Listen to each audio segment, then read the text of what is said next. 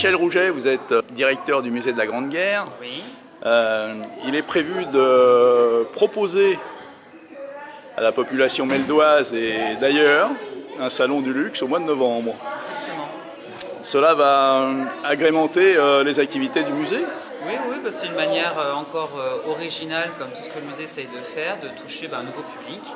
Et en effet, de pouvoir, sur le parvis du musée, accueillir des entreprises qui viennent représenter leurs activités, plutôt dans le domaine du luxe en effet, et toucher peut-être certainement leurs clients et puis peut-être d'autres personnes bien évidemment. L'idée étant d'inciter ces gens à franchir aussi les portes du musée, à le visiter, puisque ça peut être l'occasion de le découvrir.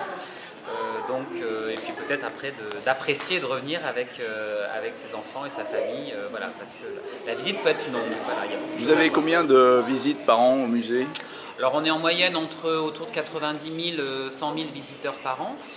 C'est pour nous un très bon score en Île-de-France sur cette thématique de la Première Guerre mondiale. On est le seul musée en Île-de-France sur la thématique de la Première Guerre mondiale. Et bien évidemment, le souhait c'est toujours d'arriver à faire toujours mieux. Et ce type de salon, c'est l'occasion de toucher un nouveau public et peut-être de nouveaux visiteurs pour le musée. Donc, c'est dans cet esprit-là, en tout cas, qu'on accueille l'organisation de cette manifestation. La programmation culturelle du musée est assez riche, de janvier au mois de décembre, que ce soit en concert, en pièces de théâtre, beaucoup sur toutes les petites vacances scolaires, beaucoup d'animations pour les enfants et les familles, sur des petits ateliers jeux. Voilà, l'été, des rencontres spécifiques pour les enfants qui, par exemple, partent en vacances. Enfin, voilà, on essaie toujours d'avoir une grande diversité d'actions.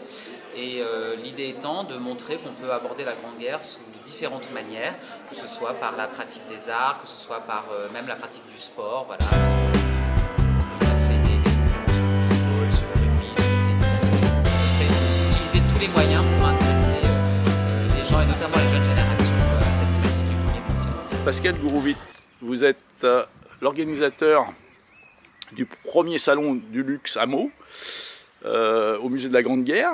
Pourquoi ce salon? En fait, parce qu'il m'a semblé qu'il y avait un vide dans ce domaine-là et que les sociétés qui travaillent à très haut niveau dans le luxe devaient se retrouver ensemble lors d'une manifestation qui permet de toucher un même cible de clients, même cible de clientèle. Donc vous avez des réponses positives par rapport aux entreprises? Oui, pour l'instant c'est très positif. Bon, moi déjà travaillant depuis des années dans le monde du luxe avec des opérations plutôt ciblées sur des compétitions de golf, on a déjà des réseaux actifs avec nos partenaires et on a déjà un très bon taux de retour parce que ce salon est attendu et ça permet de faire aussi une opération ciblée et directement qui permet aux entreprises en fait de se retrouver avec leur propre clientèle et rencontrer la clientèle d'autres entreprises.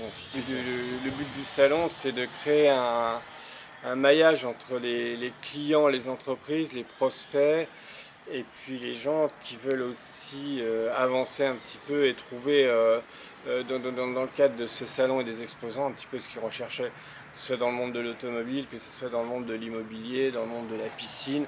Enfin, on va essayer de mettre en place un plateau ici, puisqu'il y aura une soixantaine d'exposants qui permet aux gens de venir visiter et trouver un petit peu ce qu'ils recherchent, voilà, dans le domaine du luxe.